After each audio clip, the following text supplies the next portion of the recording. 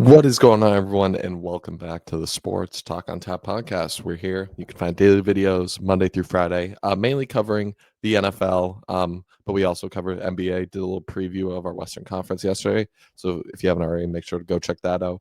But mainly an NFL channel. That's what I follow the most.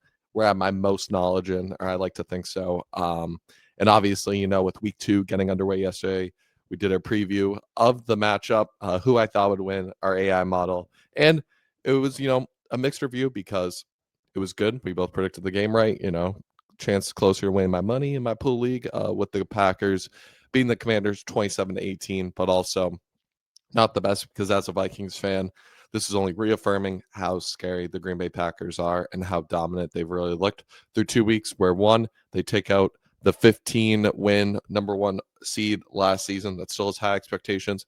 Pretty much we're up 3 touchdowns on them before the end of the game. And then yesterday, a team that in the Commanders that made the NFC Championship game like last season, had a pretty dominant win against the Giants. Not the best on offense, but really great on defense. And they came out there and pretty much, once again went up by 3 scores and just, the Commanders got a late, garbage time touchdown. And overall, the Packers just more impressed, even on a short week. Some offensive line injuries, Zach Tom not in there. They were able to find a way to squeak it or just to win, not even squeak it out, to pretty much dominate. And, this Packers team is dangerous. I think right now they have a top 5 head coach, one of the best offensive play callers Matt LaFleur. Jordan Love is taking care of the football like he did towards the end of last season. He'll still throw some deep throws, 50-50 balls, but he's taking care of it, making pretty much all the right decisions. They're still trusting the ground game with Josh Jacobs, even if it's not getting going early like it was in the Detroit game or even the Commanders. They were doing a pretty good job. You stick with it, and then eventually he's going to break through, get those, 5-6 yard runs that just, tire out a defense, keep them on the field longer. He had over 23 carries, like 80 plus yards, and another touchdown. So Jacobs continues his streak of touchdowns. And the Packers were overall just spreading the ball out. The first drive, they almost got another touchdown if it wasn't, a little bit underthrown by Jordan Love, but a great play on the Commanders defense looking for Matthew Golden. But the story for the Packers was Mr. Tucker Kraft himself had a big, I believe it was like 70-yard catch on the second drive that led to their first touchdown. Just great movement. And then, they used different guys. Romeo Dobbs catching some passes. He had a touchdown. Malik Heath only had one catch, but it was a big one for 38 yards and kept his 2 feet in. One of the better catches we've seen so far. We have seen some great catches through week 1, but that was a great one. That led to I believe it was their second scoring drive to put them up 14-3. And really, this game could have been even worse. I think Green Bay, some penalties on the offensive line, just, with the reshuffling, they kind of shot themselves in the foot at times because at one point the Commanders did make it a 17-10 game, and it felt like similar to like the Bears-Vikings where it's like the Bears should be up by a lot more. It felt like the Packers should have been some missed field goals, but the Commanders also had 2 of those just from long range, can't really happen, but just some penalties, really self-inflicted wounds on the Packers side was the only reason why they really had to punt this game. Jordan Love threw for over 200 yards in the first half, finished around close to 300 yards. So overall, and they were just kind of, running some clock in the second half. But they're really picking on Marshawn Lattimore. Marshawn Lattimore was allowing a lot of receptions and took a couple penalties, especially early on. Just not the best game for him. The Commanders required him to be that shutdown corner. And unfortunately, he could not bring that yesterday. And for the most part, there was some pressure late, but the Green Bay offensive line, just with the reshuffling and the way the Commanders looked against the Giants getting after him a lot, I thought the Packers offensive line did a good job. They created some holes for Josh Jacobs late just to help him succeed. But overall, just a great win for the Packers. Like I said, being able to go up 27-10 late against a team that made the NFC Championship, still has high expectations, got better in the offseason. My MVP pick in Jane Daniels. But overall, Packers offense I was really impressed with. The defense, the way they just use Micah Parsons outside, lining up inside, creating pressure from the inside, going from the left side, Larry Tunsil, getting some pressures there, then moving over to the right side against rookie right tackle Connor Lee Jr., the first-round pick from Oregon. He was just picking everywhere, creating defensive havoc.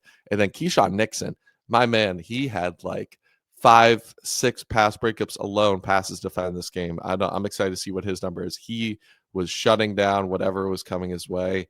And Jaden and Terry, still aren't on the same page. We'll get that when we talk about the Commanders' offense. But overall, Green Bay's defense, their linebackers, Quay Walker, I forget the other guy's name, but they played very well anticipating the run yesterday when the Commanders did run the ball and just containing Jay Daniels so he can get free. Overall, just a great all-around game from the Packers. Once again, in the Lions game, held them to 6 points until the end. Commanders held them to 10 points until the end. So this Green Bay defense is shutting down. The offense is scoring consistently, getting 27 plus points, which is all you can ask. And that shows how deep of a team they are. They were top 10 in EPA in offense and defense last year, and they only got better now, and they're only going to finish better. And now they're beating great teams.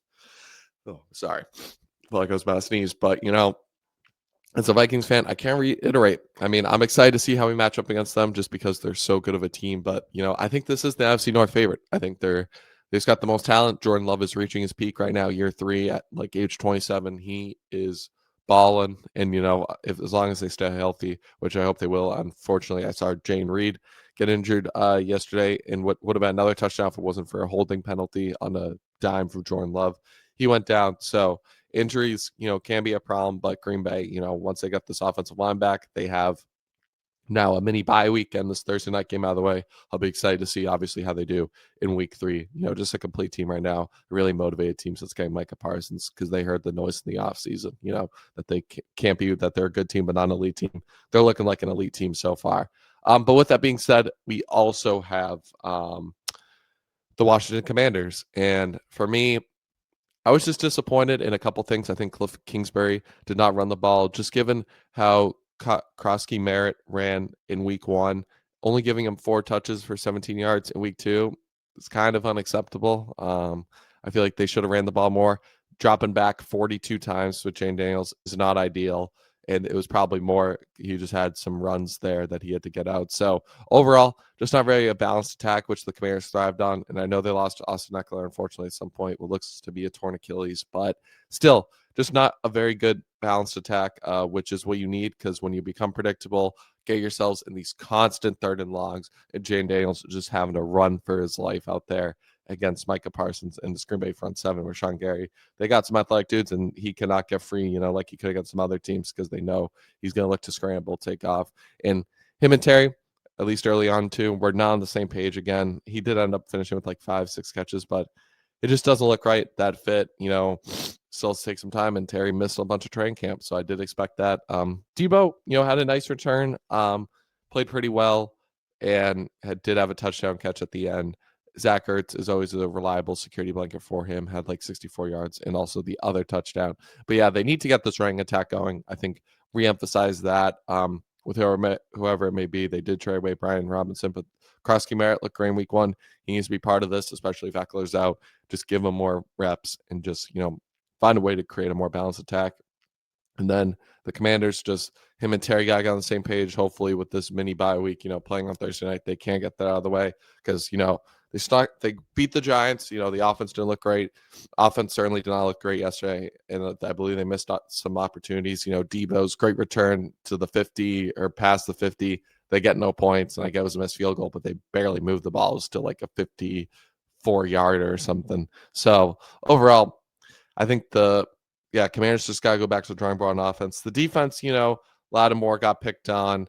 The front 7 kind of made some noise at the end, but I think they're a solid defense. Dan Quinn can coach them up to a level above, but the offense is where they're really going to thrive, where they're going to carry, because in the playoffs last year, they put up 45 against the Lions.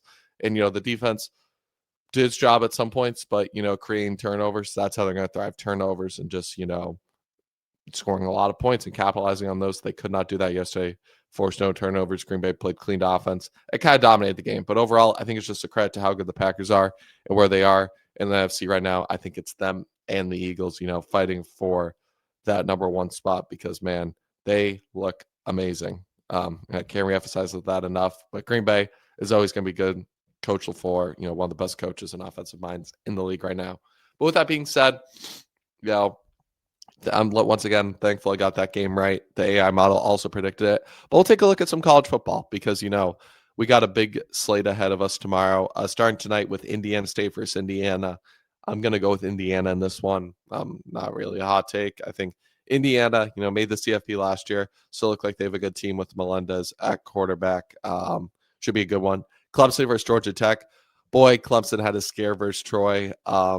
Going down, I believe it was 16-0. They did rattle off like 27 points in the second half to come back. Cade Klubnik, a Heisman favorite, finally got things going. They had a tough loss to LSU in week 1. Even though it's on the road and Georgia Tech's 2-0, this could be a great game, but give me Clemson. Michigan versus Central Michigan. Michigan coming off a tough loss to, I believe it was Oklahoma last week. I think they'll be able to run the ball, though. The passing offense will look a little bit better in this one. Oklahoma versus Temple. Oklahoma, really no debate there. The way they looked against Michigan, the offense was pretty complete. I believe it's Mearders, their quarterback, can do a lot of great things. Give me them.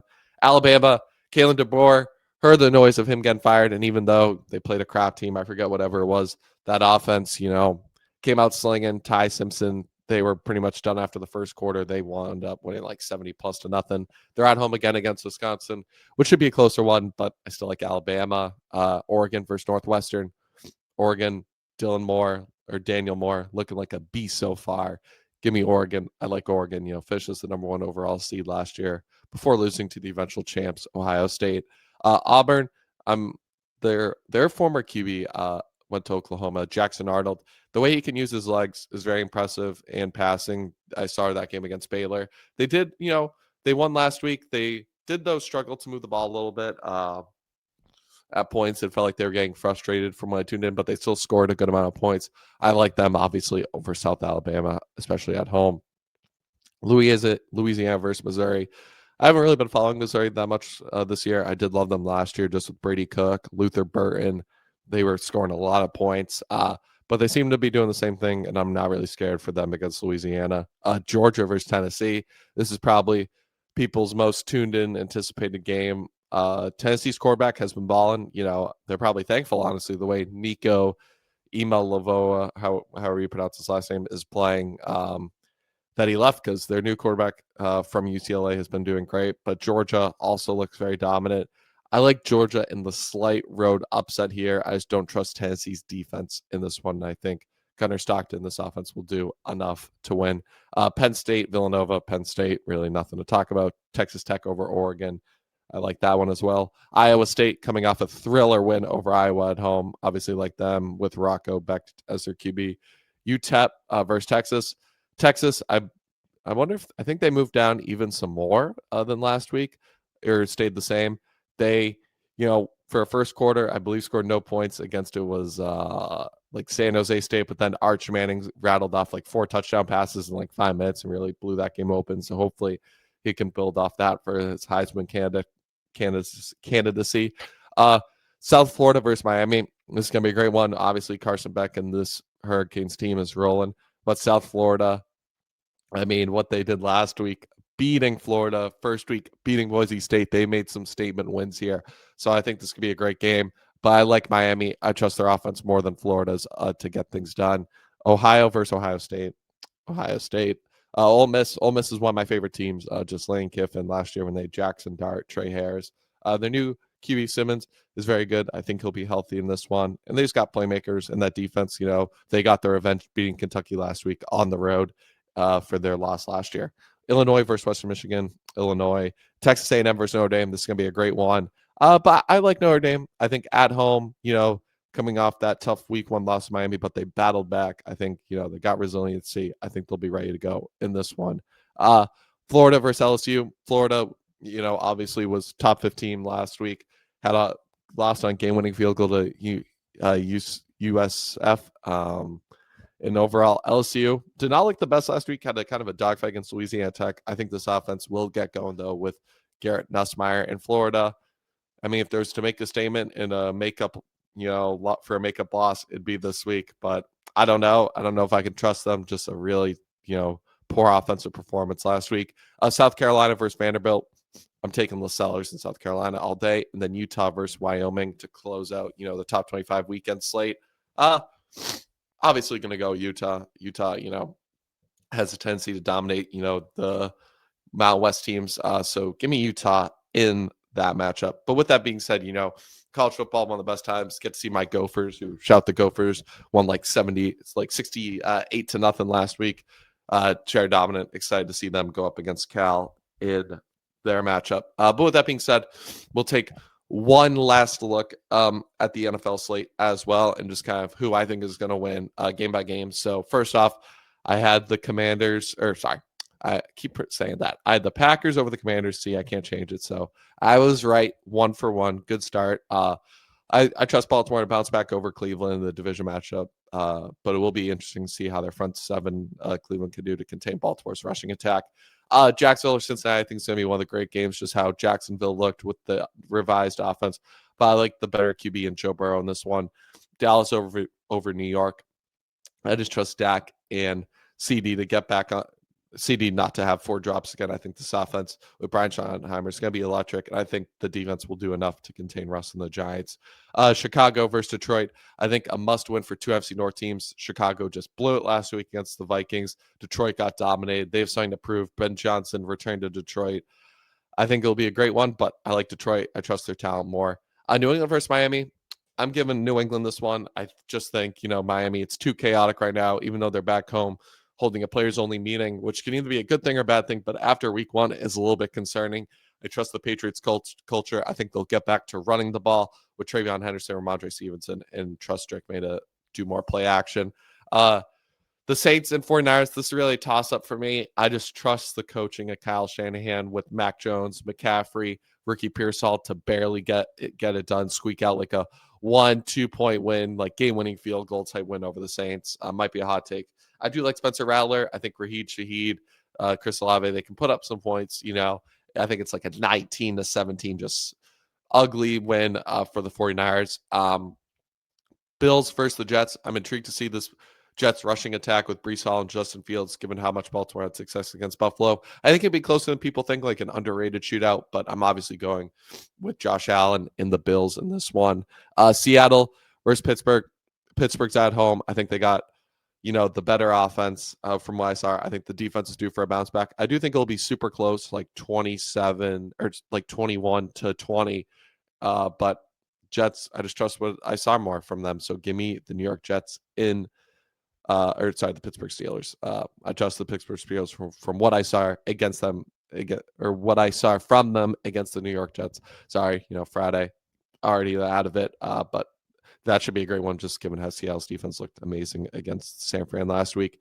Rams over Titans. I just feel bad for Cam Ward. I think this Rams defensive line will feed Stafford and Nakua will continue their success. Arizona over Carolina. Arizona is, my dark horse. Super Bowl contender, so they need to win this one. And that offense needs to look better than it did last week. Denver over Indianapolis. I just think Denver's defense will do enough. I think Bo Nix won't turn the ball over 3 times, and I like them in this game. I don't know if it's an upset, but give me them. I like Philadelphia over Kansas City. Kansas City, just the injuries. Philadelphia, Jalen Carter's come back. They'll be able to run the ball. Saquon, Devontae Smith, and A.J. Brown will be able to get going in this week, hopefully, for fantasy purposes as well. And then Minnesota, my Vikings over the Falcons. I think this could be a great game. Drake London is expected to play, so that'll be exciting. Darnell Mooney might be back. But Jay Jettas, McCarthy, Jordan Mason on the ground, TJ Hawkinson, and then hopefully I just trust Brian Flores in this defense to get enough stops to win. Tampa Bay over Houston. I just trust this Tampa Bay offense more than the Houston offense. I know might be a hot take. Houston's favored in this one, but as Emeka Buka, Mike Evans, I think they do enough to get done.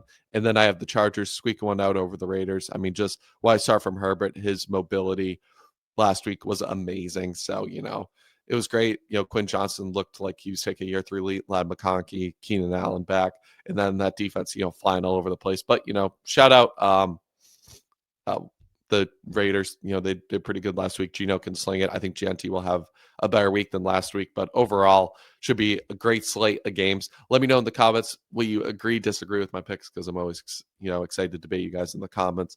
But with that being said, as always, if you love football, make sure to like and subscribe. Let me know if you think your favorite team's going to win this weekend, because we're going to be here providing year-round content covering the NFL. But as always, thank you guys for watching. Peace.